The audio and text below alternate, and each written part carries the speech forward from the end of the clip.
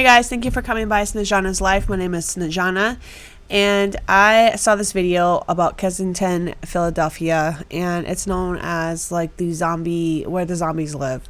It's because they are so, I don't want to say medically induced, but they're so drug induced that they will literally walk around as though they are zombies. And half the time you don't even know if the people are even alive or dead. I saw a snippet on TikTok, so I was like, well, let's just look this up on YouTube and see what they say. So I looked it up and I watched a little bit of it. Viewer discretion is advised. If you are not into this kind of stuff, please do not watch this. It's really, really sad to see the state of how people live, especially these days. But yeah, without further ado, let's go ahead and get started. Kensington, Philadelphia is the most disturbing place in all of America. Aptly named the City of Zombies, the streets are lined with lost souls nodding out in broad daylight from extreme drug abuse. Every YouTuber I've seen visit Kensington, Philadelphia has gone with a bodyguard, and all of them say, if you go alone, you will die. If we were to go here on our own, how would it go for us? What would happen if I came with no security? Oh, you easily will get shot, probably killed. So I ventured unarmed and by myself to Kensington, Philadelphia to experience firsthand life in the City of Zombies.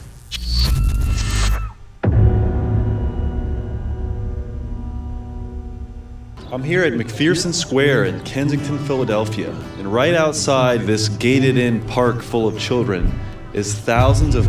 Okay, really quick, he's technically not alone. He does have someone with him. So 2 people is better than none. Yes, having a security guard or someone that can help protect you is better than nothing, but he does have someone, so that helps a lot. So I just wanted to point that out. Opiate-addicted drug addicts that wander the streets and appear to others to be real-life zombies. As you can see behind me, we have someone with a tourniquet who is nodding out, probably recently having shot up. This dope epidemic, man, it's crazy, it's insane. People are dying and it's dope, it's not even real no more. There's a new street drug called xylazine. It was originally a horse tranquilizer, but in Kensington, people are using it intravenously, sending them into a zombie-like trance and causing flesh-eating wounds. Later in the video, we meet a man named Pat who shoots up xylazine in front of us and shows us its dangerous effects in real time. It's so strong. People who don't do it, they could open a bag up and just the flakes from it can make you fall out, even overdose. Next, we followed the man down a back alley so he could show us the conditions he sleeps in. A lot of people probably don't even know this is backwards, for real, like. So yeah, I guess we're in this kind of abandoned homeless apartment complex. All right, so we're gonna get a little look of his room here. How many people sleep in this one room? Right now, it's like 6 of us. It's a small room, as you see. What do you think the square footage of this place is? About 2 arms length. And she's okay, right? Yeah, she's just sleeping. She's a heavy sleeper. We try to make it work for the most part, though. Like, we cool, we make it all work. But as you can see, like, there's holes in the wall and shit. Like, we get frustrated. I mean, we're at the bottom of the bottom down here. Man, don't you get nervous about having the uncapped syringes, stepping on them or something? I try to, for the most part, I try to tell people to put them away, but I'm trying to get on methadone myself, or maybe Suboxone, some type of program to get my situation better. And I'm just slowly trying to work my way back to doing what I gotta do. Guys, that is crazy. Could you imagine 6 or 7 people living in that tiny, tiny space?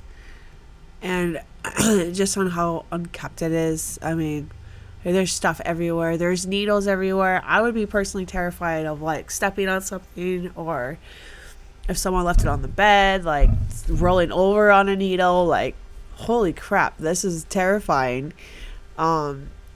It's so sad how people will go to certain lengths just to get that addiction, just to get that high.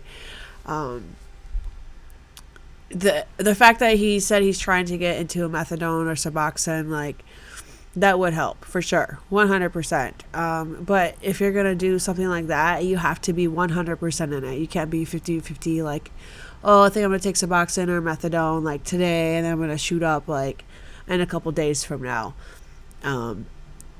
because I've seen I've seen people where they're 100% towards that program and they get clean and sober and they live their life like nothing ever happened. And I've seen people where they half-ass it, and it's not really, I don't want to say it's in their control. Well, it is in their control, but just that need to get high is just too strong, unfortunately. So, I mean, I hope he does find it. I don't know what kind of programs they have over there, but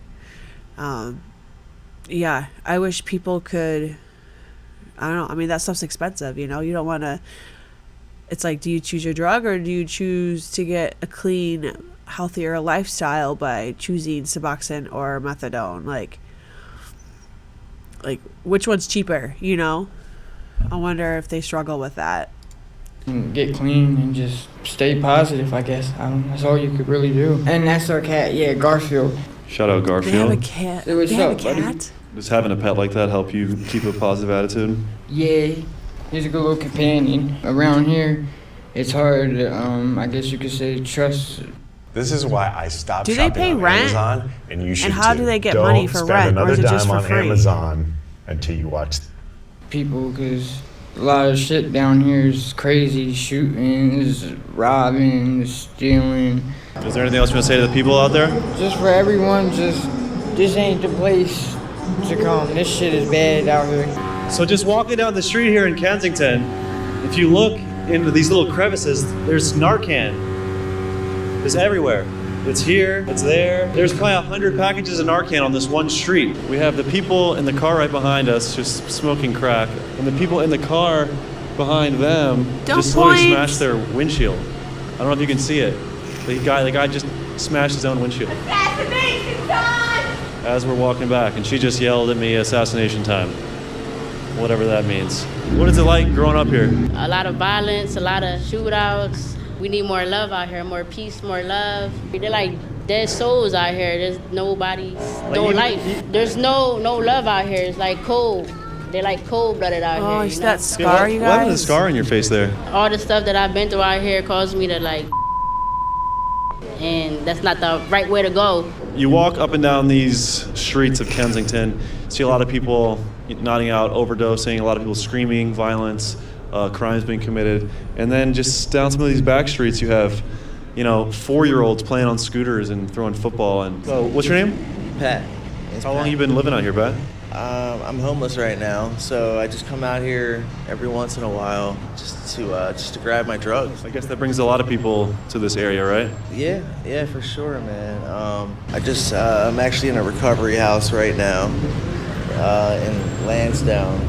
So the guys are probably going to be pretty upset if they see this video, but it is what it is. I do have kids. I need to start doing more for them. I'm not really doing as much as I need to do. Yeah, this is from Oh my gosh. that's from fucking I had a ruptured kidney. Oh man. Yeah, so that was from laying down, basically. Brother, I'm sorry, man.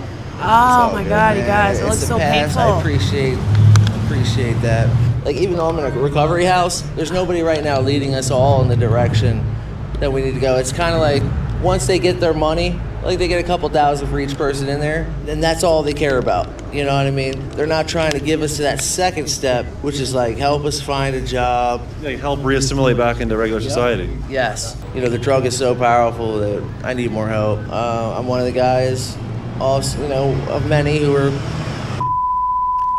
as a child, and I got to deal with that. That's one of the main reasons I started using. My dad dipped out early, and my mom, she's got a lot of problems herself, just like I do, and a lot of abuse growing up. So it's tough, man.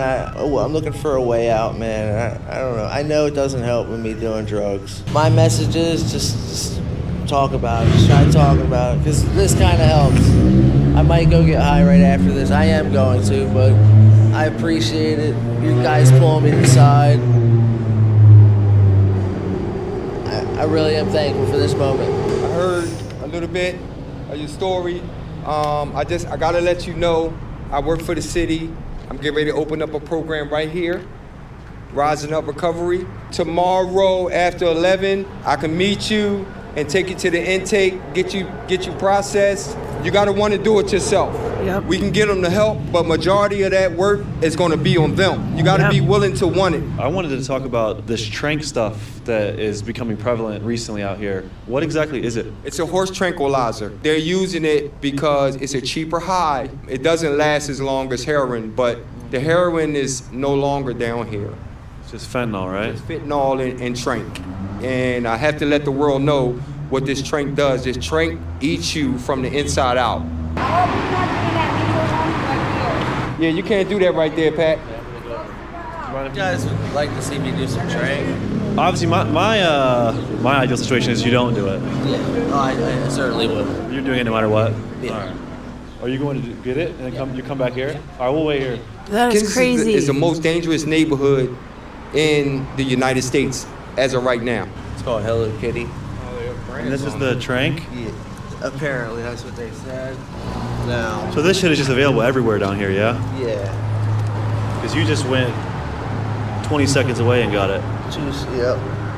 And I guess you're already getting excited before you even get it, right? Just knowing it's coming? Oh yeah, the endorphins. You know, everything's gonna be all right. What kind of withdrawals would you go through, like, if you don't have this trank in your body? Because you know how every drug you have some sort of withdrawal. If anyone does know or personally have gone through it themselves, I'm truly curious. Like, what type of symptoms would your body go through if you did not have this drug going through your system? And really quick side note, it's really cool that the guy was like, hey man, I overheard your story, I'm gonna do this recovery thing, you know, starting tomorrow. I thought that was really cool, by the way. No alcohol swabs to clean your arm before? No, I just make sure I take a shower. Oh man, right into a sore.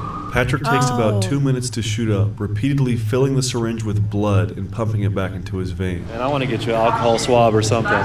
Pulling it in and out and twisting it deeper into his body. So you just keep shooting up the blood and then pulling it out and shooting it up? Just making sure it mixes. Notice how when he finishes shooting up, he puts the needle with no cap on it directly into his pocket. That would be the last time. I might use it one more time. My mood swings will be up and down, all around. And I'm like, it's like I always need more, you know? Does anybody have a cigarette? No. Okay. Thank you, though, man. You guys are very generous. Oh, look how he's walking. Yeah, man. Life It's changing. is what you make it, you know? This is a nice street, you know? His speech. Yeah, life is so good, you know, when you're doing the right thing. You know? Yeah. I feel like you said, optimistic, hopeful, happy. I want to do things. You know? See? I'm like, oh, something in front of me? So, I used to get creative. You know? The mood swings go all That works over. so fast, you guys. Holy shit. Take a little spot. Yeah, so doesn't it worry you at all about, like, the infections? Because you can see your other injection sites look pretty rough. Yeah. So we're essentially watching your transformation from, you know, totally conscious and intelligible to, you know, becoming like a zombie out here. Do you need help or anything? Is there anything we can get you? Nah. You're good? This is good right now? Yeah, I'm gonna keep on moving. So is the high already wearing off? I'll talk to you about it a little bit. Yeah, no, I never got. Yeah, I was just talking about present. Wink, wink. So, Pat, is there anything we can get you? My clean date? A drink, please. You want a drink? If you don't mind. Yeah, let's get you a drink, man. Yeah, it was a blessing in disguise. What, that you ran into us today? Yes. I mean, there's a lot of people in the world that do care about, like, you know, you and your opinions, and you have value. I'm not just saying that on some cliche, corny stuff. That's true with everyone. Yeah. This is what it is I just want to show you and the world what it is. So you want to show this? Yes. What is it like living out here in Kensington? Dude, it's hell out here, bro. You know what I mean? It's rough out here. I don't stay in Kensington. It's suicide to stay in Kensington. So no, this is like the biggest open air drug market anywhere. I mean, definitely on the East Coast, but I mean they say in the United States. bigger than Chicago, bigger than Baltimore, you know? I mean, those cities are rough, obviously. But, dude, between, you know, the open air market and the the gun violence out here, dude, it's tough, man. It's dangerous. But There's a lot of hostility just walking up and down that street right there. Yeah. I mean, you gotta watch your back. You really do. You know what I mean? I mean, people are actually dying from withdrawal now from dope. That was you couldn't die from withdrawal before. You might have felt like you were going to, because that's the real issue now. That's new, right? Within the past year or two? Well, past year or two, yeah. So what happened when fentanyl came out, right? People weren't getting that like dopey, opiate, like naughty feeling from that. You don't get that. So then they added the trank in, which gives you that dopey feeling, you know? And dude, it's like eating holes in our bodies. It's not fit for human consumption. And you can see the flesh wounds walking around, like. Yeah, look at the. Jorge has always put the ones he loves first. That's so but sad, he's let his own you guys. dental care take a back seat. Time for a look at the knuckles. And that's from shooting up trank between the fingers? Yeah. And no. That's the thing. You can get it anywhere. I've never shot up there. So you shoot it up in your arm and it ends up there? Yep. Wow. Or my neck or whatever. And that's different. And it ended up there. Yeah. What's the high like? Well, with the trank, it's that dopey feeling, and with the fentanyl, that's the rush, you know. Okay. So you always mix the trank with the fentanyl? Yeah. I mean, I have to now. I think he's saying he's shooting up the trank straight. Oh, really? To pass the drug test because he's at a sober living home. Oh, got you. Yeah, I don't know. I mean, I don't know where he's getting straight trank. If you had one wish, what would it be? Just that the doctors could get on board with finding something to take care of the trank withdrawal. Because they're not treating it. Only in hospitals, if you get it admitted, they're giving you ketamine to detox on, because that's a very similar tranquilizer, obviously. And it helps, apparently. It works, you know? But the doctors aren't on board with that. So, you know, Suboxone and methadone doesn't touch me. Yeah. It doesn't do anything. And then Narcan doesn't stop the overdoses, yeah? Mostly, no, yeah. If you have enough in your system, no. So, yep. I guess, is there any closing statements you want to say to anyone out there watching this? People need help out here. And, you know, if people can start being more understanding and try to get, like, the medical community on board with what's going on, then people will get help. I guarantee it. Because it's just like taking medicine for us anymore. It's not even getting high anymore, dude. After this conversation, we stumbled upon a woman on the ground, completely lifeless and cold from overdosing on opioids. Thankfully, my camera guy Jabari had Narcan on him and successfully brought her back to life. There you go. Hold out. No, yo, that shit put you in a full-blown withdrawal. They said she was there for like 30 minutes or something and nobody did anything, and I just so happened to have some Narcan in my bag. I gave it to her. She came to it in about like a minute or two. She was like back up and moving. And what happened was we walked by someone overdosing clearly on the street, throat full of track marks, not breathing at all, and then we had to Narcan her, and then once she woke up, she was pissed. Yeah, what's your name, brother? My name is Khalil Nuruddin Amomen. That's my real name. What's it like out here in Kensington? It's really what you make it, but Kensington is a place where survival has its simplicity and has its complications. What do you think about the trank that has infested Kensington the past few years? What I think is a experimental fiasco. Do you know why? Why? Because these chemists are experimenting with drugs that they don't know the true impact of, the people who don't know they're using it. You understand? It'd be one thing if you're using it, and then you could prepare yourself for the effect. But you don't know what the effect is because you don't know that you've been using it. Is this your homie right there passed out? That's a young man that joined our presence. I'm not even sure of his name. What is it like to have so many people just laying in the street like zombies?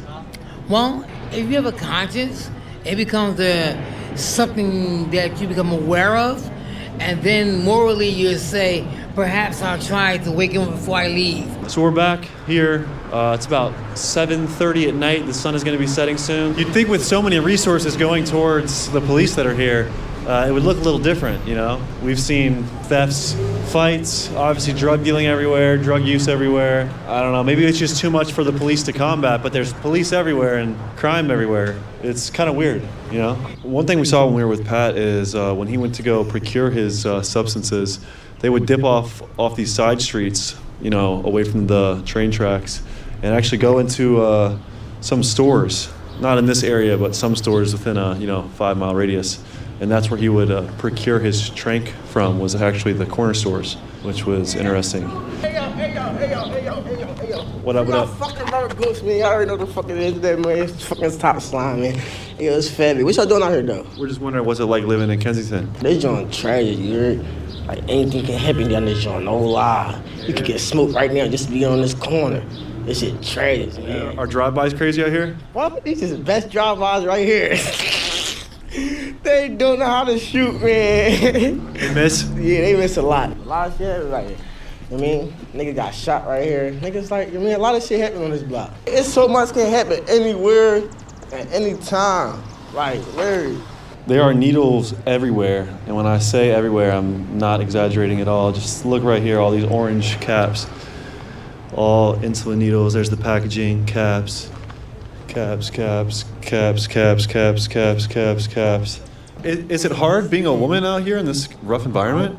For me, it is scary a little bit. The law is very lenient here. I don't know if it's because the government has the Constitution here or whatever, but these people need to be a little bit more grateful. They have nuns coming, cooking home cooked meals. They be like, I don't like that stuff. People bringing them lunches like they're little kids. Oh, you forgot your lunch at home.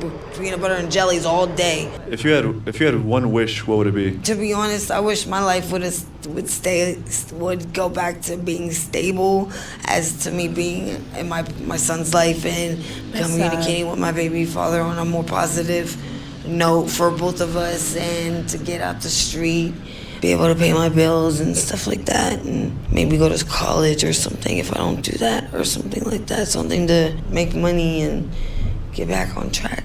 We're back at McPherson Square, aka Needle Park. We've seen a lot today, a lot that I can't show on YouTube, and I think we're gonna wrap it.